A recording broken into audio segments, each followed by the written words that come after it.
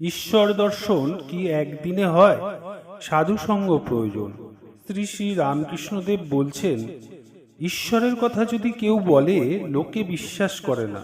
যদি কোনো মহাপুরুষ বলেন আমি ঈশ্বরকে দেখেছি, তবুও সাধারণ লোকে সেই মহাপুরুষের কথা লয় না। লোকে মনে করে ও যদি ঈশ্বর দেখেছে আমাদের দেখিয়ে দিক। কিন্তু একদিনে কি নারী দেখতে শেখা যায়? বৈদ্যের সঙ্গে অনেক দিন ধরে ঘুরতে হয়। তখন কোনটা কফের, কোনটা বায়ুর, কোনটা পিত্তের নারী বলা যেতে পারে। যাদের নারী দেখা ব্যবসা তাদের সঙ্গ করতে হয়। সকলের হাস্য, অমুক নম্বরের সুতা, যে সে কি চিনতে পারে?